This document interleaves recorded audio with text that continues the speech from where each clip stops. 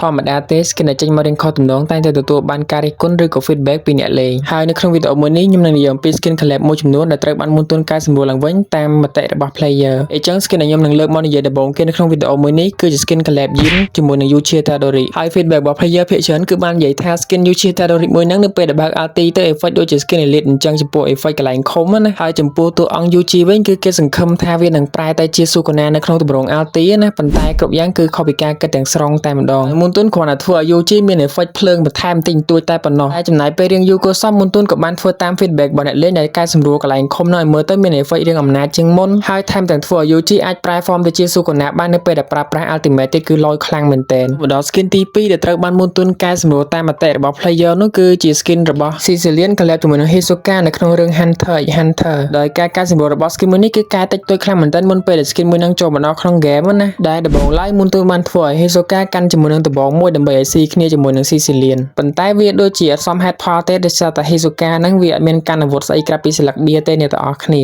ហើយម្យ៉ាងទៀតវាអាចនឹង copy concept ពី game ផ្សេងនៃ game ផ្សេងគេបាន collab Hisoka ហើយនឹងឲ្យកាន់ដបងអីមួយចឹងដូចគ្នាដែរអញ្ចឹងហើយបានជាមុនទន់សម្រាប់ចិត្តធ្វើការកែជាមួយនឹង effect animation មួយចំនួនក៏ដូចជាដកដបងហ្នឹងចេញពី Hisoka ផងដែរហើយសម្រាប់ខ្ញុំគិតថាធ្វើអញ្ចឹងត្រូវដោយសារយើង collab ជាមួយនឹងតួអង្គហ្នឹងហើយយើងចាំបាច់ធ្វើតួអង្គហ្នឹងឲ្យដូចជាមួយតួអង្គក្នុង game វិញទៅអីអញ្ចឹងមុននឹងយើងទៅនិយាយអំពី skin បន្ទាប់ទៀតខ្ញុំសូមប្រាប់អ្នកទាំងអស់គ្នាបន្តិចសិនបើសិនជាត្រូវការដាក់ពេជ្រក្នុងតម្លៃធូរថ្លៃកុំភ្លេចដាក់តាមរយៈ Crybaby ដោយសារតែនៅ Crybaby គឺលក់ពេជ្រក្នុងតម្លៃធូរថ្លៃហើយមានសុវត្ថិភាពខ្លាំងមែនតើអ្នកទាំងអស់គ្នាបើសិនជាអ្នកទាំងអស់គ្នាត្រូវការដាក់អាចដាក់តាមរយៈ page ឬក៏ website ដែលមាន link នៅក្នុង caption បានឥឡូវយើងទៅនិយាយអំពី skin collab ដែលត្រូវបានមុនទន់កែសម្រួលតាមមតិ player ទី3នោះគឺជា skin ដែលទើបតែចេញថ្មីទេគឺជា skin Veil collab ជាមួយនឹង Gaara នឹងឯងដែលដំបូងឡើយមុនទន់បានធ្វើឲ្យ skin Gaara មួយនេះអាចដើរដីបានដូចជា skin Naruto ផ្សេងទៀតដែរតែក្រោយមកដោយសារតែមាន feedback ច្រើនខ្លាំងពេកថា Gaara គួរតែជីកខ្សាច់គេហៅថា Susanoo ចឹងអ្នកទាំងអស់គ្នាមកច្បាស់ដែរហើយណាមួយដើម្បីឲ្យវាស៊ីគ្នាជាមួយនឹង Veil ផងដោយសារតែ Veil គឺជាតួអង្គដែលហោះស្រាប់អីចឹងណាដល់ពេលតែឃើញ Gaara ដើរចឹងវារបៀបថាអត់តំណងតែសម្រាប់ខ្ញុំគឺខ្ញុំ